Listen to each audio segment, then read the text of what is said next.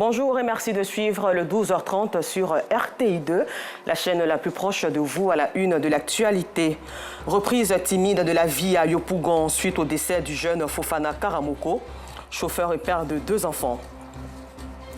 Et puis au Mali, 3 principales centrales syndicales appellent à une désobéissance civile dans toute la région de Gao afin de dénoncer l'insécurité qui règne.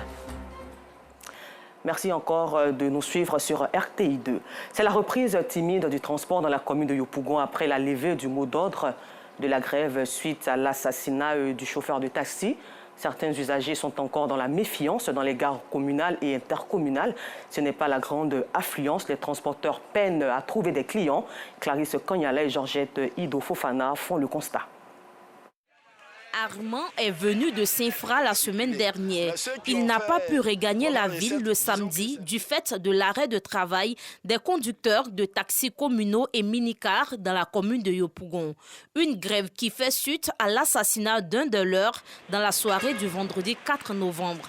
La grève levée, Armand s'apprête à retourner chez lui à Saint-Fra, dans le centre-ouest du pays. Il est tout heureux. Ça fait 3 jours que j'ai passé à Abidjan. Voilà, je devrais partir depuis le samedi, mais à cause de la situation, c'est aujourd'hui lundi que, comme le transport a repris, voilà, donc là on retourne. Oui, ça va, je suis heureux de retrouver ma famille. Cependant, ce n'est pas la grande affluence des jours ordinaires. Les quelques rares véhicules qui circulent en profitent pour augmenter le coût du transport. Une situation qui intrigue les usagers. C'est la reprise, ce matin, on peut dire timidement. Tout à l'heure, on veut prendre un baka. On paye 300. Pourtant, c'est 210. Pour quelle raison? Donc, les gens sont descendus. C'est pas ça. Au moins, si ce sont des heures de pointe, on peut comprendre. À la gare communale du quartier Magasin, toujours dans la commune de Yopougon, les chauffeurs de taxi peinent à trouver des clients. Selon les transporteurs, les riverains sont encore méfiants à cause du drame du vendredi dernier. Depuis le matin, moi, monsieur, sur le terrain, c'est matin, bon, ceux qui sont au travail, c'est eux qui sont sortis. On les a pris pour aller. Après ça, bon, il n'y a plus de clients. Bon, le client a coupé un coup. Les gens ont peur de sortir, au fait. C'est pas comme avant. En attendant le retour à la normalité, transporteurs et usagers sont obligés d'adopter des stratégies pour vaquer à leurs différentes occupations. Et toujours à Yopougon, les chauffeurs de taxis communaux et de Baka en colère à la suite du décès d'un de leurs. Après avoir levé le mot d'ordre d'arrêt de travail, les transporteurs, avec à leur côté le ministre Adama Diawara, représentant le gouvernement ivoirien, ont apporté leur compassion à la famille éplorée. Yacouba Koulibaly, Clément Bouko. Amara et sa sœur cadette Massangé ne verront plus leur géniteur Karamoko Fofana, ce chauffeur de taxi communal abattu dans la commune de Yopougon le vendredi 4 novembre 2022. Après 6 ans de vie conjugale et de complicité, sa veuve Fatim est encore sous le choc.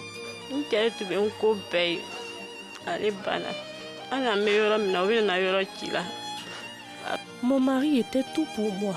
Aujourd'hui, il est décédé. Tous nos projets sont tombés à l'eau. Qui va s'occuper de moi et mes enfants? Vraiment, c'est un petit qui était bien. Il était avec moi, il a gagné son permis. Moi-même, il a donné une voiture, il a commencé à rouler. Vraiment, aujourd'hui, il est mort. Même matin, là, avant de partir au cimetière, le petit m'a demandé « Ah, tonton, mon papa n'a pas encore venu. » J'ai dit non, il est allé au travail. Donc, vraiment, ça m'a fait couler. Quand je pense, il m'a demandé, mais il ne sait pas qu'il va plus voir son papa, mais il ne sait pas ça. Ces 2 enfants-là, je veux que la justice, il a quand nous aider beaucoup pour que les 2 enfants soient à voir qu'un juge, pour qu'ils n'ont qu'à vivre dedans, jusqu'à ils vont grandir. Vu les circonstances de cette disparition, les acteurs du transport en commun appellent au calme et réclament justice. Celui aussi qui a fait là, ça ne peut jamais laisser impuni. Voilà, ça ne peut jamais laisser impuni. On sait que les autorités vont prendre leurs responsabilités pour corriger cette faute-là. Maintenant, ensemble, nous, on doit se mettre ensemble vraiment pour enlever tous ces bruits-là qui est dans la rue là, pour dire non, on ne veut pas ouvrir. C'est triste, c'est pas trop joli à voir. Je demande pardon à tous mes collègues de Yopougon d'écouter les autorités. Quand les autorités viennent vers nous, il faut qu'on prenne le temps de les écouter. Ce qui ne nous arrange pas, il faut qu'on prenne le courage de les dire ça aussi. Depuis qu'il a commencé à conduire taxi, il n'a jamais eu de problème avec quelqu'un. Ça a étonné tous les chauffeurs de Yopougon que c'est lui qui a pris ses pots cassés là. Et puis on vient là-bas froidement comme ça, vraiment c'est regrettable. Donc il faut que l'État de Côte d'Ivoire aussi essaie de voir le domaine des transports. Les chauffeurs, vraiment, on souffre. Le président a envoyé une délégation, il a envoyé le général avec toute son équipe pour venir nous demander pardon. Alors, depuis les 3 jours, les autorités ils défilent ici. Le ministre aussi, Adama aussi, est passé ici pour venir demander pardon. D'accord, le pardon, on peut l'accepter. On peut accepter le pardon, mais nous demandons que justice soit faite. Alerté, le ministre Adama Diawara vient transmettre la compassion du gouvernement à la famille éplorée. L'émissaire du gouvernement a offert une enveloppe de 2 100 000 francs CFA aux ayants droit. Je suis venu adresser mes condoléances les plus attristées à la famille éplorée. Vous savez qu'il y a ce chauffeur de taxi communal de Yopougon qui vient d'être abattu. Donc il était de mon devoir en tant que cadre de Yopougon de venir soutenir la famille et dans la foulée demander au chauffeur de rester calme en sachant que le gouvernement fera tout pour que justice soit rendue. Après son crime, le présumé coupable a été mis aux arrêts par la gendarmerie nationale. Karamoko Fofana est né le 8 octobre 1992 dans la commune d'Atekoubé et a été inhumé ce dimanche 6 novembre au cimetière de Yopougon après la prière de 13h. Au chapitre éducation, fini la célébration de la Toussaint. Les élèves ont repris le chemin de l'école le lundi 7 novembre à 7h dans les écoles primaires et secondaires. Apprenants et enseignants étaient au rendez-vous dans les classes. Le constat de Clarisse Kanyala, commenté par Alassane Rabo, Parguin. Atmosphère studieuse ce matin au lycée moderne Djedji Amondi Pierre d'Adjamé. Après les congés de Toussaint, élèves et professeurs se retrouvent pour la poursuite du programme scolaire. J'ai essayé de m'améliorer dans les matières qui me fatiguaient un peu et j'ai essayé de pouvoir bien apprendre mes leçons pendant les congés. On a eu le salut aux couleurs le matin et moi j'ai eu cours à 7h30. J'étais dans l'autre classe, ça c'est la 3e heure ici. En tout cas, tout va bien.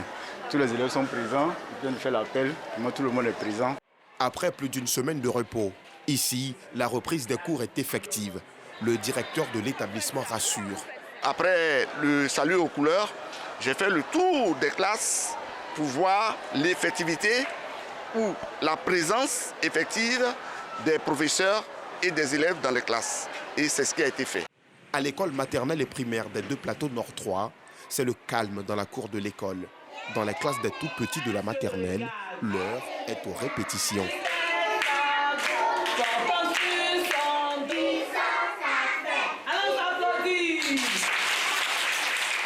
Les enfants sont contents de recevoir leurs enseignants aussi pareil, de retrouver les enfants. Et puis bon, c'est la joie, c'est la gaieté, parce qu'ils sont impatients, il y a le langage, on raconte un peu ce qu'on a vécu pendant ce petit temps de congé. Chez leurs aînés du primaire, ce premier jour est une occasion de progresser dans les cours avant les prochains congés, prévus le 23 décembre, pour relever tous les défis de l'année scolaire. Je suis heureuse de voir ma maîtresse, mes amis. Aujourd'hui, on a appris A. Ensuite, on va lire aujourd'hui A. Ils sont en pleine forme quand même, parce que ce matin, avant de commencer, on a fait le pré-apprentissage. J'ai vu que tout ce qu'on avait vu, ils n'ont pas oublié, ils ont fait. Parce qu'avant d'aller, je leur ai dit que c'est avec le graphisme là qu'on allait former les lettres. Et donc ce matin, ça m'a fait plaisir de voir qu'ils n'avaient pas oublié. C'est dans l'union, la discipline et le travail que tous les établissements ont repris les cours afin de relever tous les défis du slogan « Soyons des citoyens responsables pour une école de qualité », slogan de l'année scolaire 2022-2023. Multiplication des actions sociales en faveur des plus démunis, performance communication, chapeauté par Serge José Amesson a organisé le festival 100% Rire et Danse au quartier Marie-Corée de Makori pour promouvoir les valeurs de solidarité, d'entraide, de fraternité et de cohésion sociale. Ce festival a enregistré des dons en vivres à 100 familles. Yacouba Koulibaly, Georgette Ido, Fofana. Fatim Traoré et ses voisines du quartier Marie-Corée de la commune de Makori prennent des nouvelles des différentes familles du quartier. Un geste pour témoigner de l'élan de solidarité qui prévaut entre elles. Dans l'optique de valoriser la coexistence pacifique intercommunautaire, Performance Communication, chapeautée par Serge José Amesson, a organisé le festival 100% rire et danse au quartier Marie-Corée de Makori pour promouvoir les valeurs de solidarité, d'entraide, de fraternité et de cohésion sociale. Le message, c'est de demander à tous les partenaires, aux hommes, aux femmes de bonne volonté de nous accompagner. Parce qu'aujourd'hui, nous avons décidé de penser à 100 familles de la commune de Makori, répertoriées dans tous les autres quartiers de Makori, qui ont reçu donc ces kits alimentaires, c'est donc des dons en vivres. Nous voulons en faire plus, passer à 200, 300, voire même 500. Une initiative saluée par l'honorable Marcel Ndri, représentant le parrain, le doyen de la dite communauté et les partenaires. J'interpelle la population à l'union, à la fraternité surtout. Voilà. Parce que ce sont des valeurs qui peuvent nous faire avancer, ce sont des valeurs qui peuvent apporter le développement. Et c'est à partir de ces valeurs-là, je pense qu'on pourra partager beaucoup de choses ensemble. Ça me fait trop plaisir parce que chaque année, je demandais aux organisations, aux mots et autres, pour venir animer. Mais cette fois-ci, je n'ai pas trop tapé, ils sont venus d'eux-mêmes. Et je suis content, je remercie, je voulais que ça soit renouvelé. Ce festival me fait trop plaisir. Tout ce qui est élan de solidarité, de partage, de fraternité, voilà, nous acceptons d'associer notre image à ce genre d'événements. Je suis très contente. Avec la vie qui est devenue chère, vraiment, on ne s'attendait pas à ça. On est très contents. On dit vraiment merci. Le festival 100% rire et danse, qui s'est tenu sur 2 jours, est à sa première édition. Le responsable de Performance Communication, Serge José Amesson, envisage la réhabilitation d'un centre de santé communautaire et la réhabilitation des écoles pour le bonheur des populations. En culture, la 7e édition du prix international de musique urbaine du coupé décalé Prumune s'est tenue au palais de congrès de l'Hôtel Ivoire. Le rappeur gospel KS Bloom a remporté le Prumune d'or malgré la forte concurrence du rappeur Didi B, Aboulaziz Guira, Clément Boko.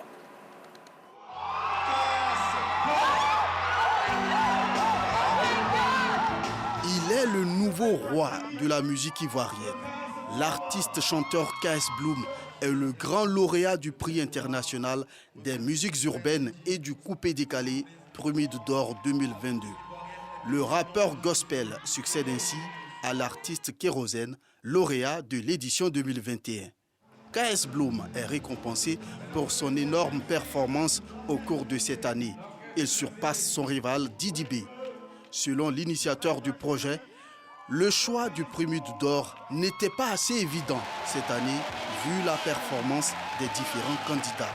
Les jurys étaient départagés et quand ils ont fait les dernières captures, Didi B était premier par Internet, c'est 20%, et KS Bloom était premier par SMS, c'est 40%. Et après, les jurys les ont départagés. Félicitations à lui. Nous, tant que c'est pour la culture du pays et tant que c'est pour le continent, on est partant. L'artiste repart avec une villa de 200 millions de francs CFA dont il recevra les clés dans la ville historique du Grand Bassam. Au-delà de la culture ivoirienne, la soirée Prumune fait aussi la promotion de la culture musicale africaine. À cette édition, l'artiste Azaya, de nationalité guinéenne, est désigné meilleur artiste de l'Afrique de l'Ouest. C'est une grande joie pour moi, mais aussi pour tout mon pays et tous mes fans. C'est le fruit du travail, d'un travail d'équipe et de la persévérance, oui.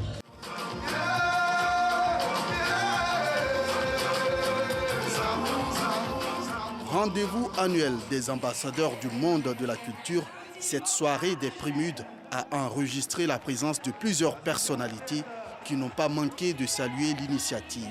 On a bien compris que tout ce qui participe à l'émulation saine d'une jeunesse doit être encouragé.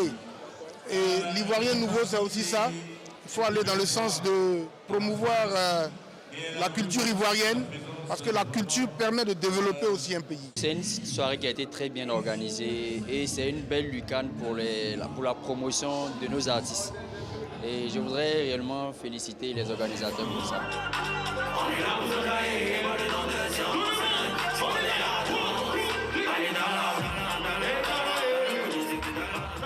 La soirée des prix des musiques urbaines et du coupé décalé Prumune est à sa 7e édition. Elle se veut un fer de lance de la musique et de la culture ivoirienne. Des pionniers de la musique et promoteurs de la culture ivoirienne n'ont pas été oubliés. De l'acteur de la série Faut pas fâcher, Bizier Zoumana, à l'artiste Baïs Pinto, en passant par l'animateur Tonton Bouba, tous ont reçu un prix pour leur riche carrière. Et pour terminer, nous le disions en titre, au Mali, après un collectif de la société civile, Tassongo dans le Nord, cette fois-ci, ce sont les 3 principales centrales syndicales qui appellent à compter de ce mardi à 48 heures de désobéissance civile dans toute la région de Gao. Le but est de dénoncer l'insécurité et pour demander aux autorités maliennes de prendre les mesures qui s'imposent pour leur sécurité. Encore merci et bonne suite de programme sur RTI2, la chaîne la plus proche de vous.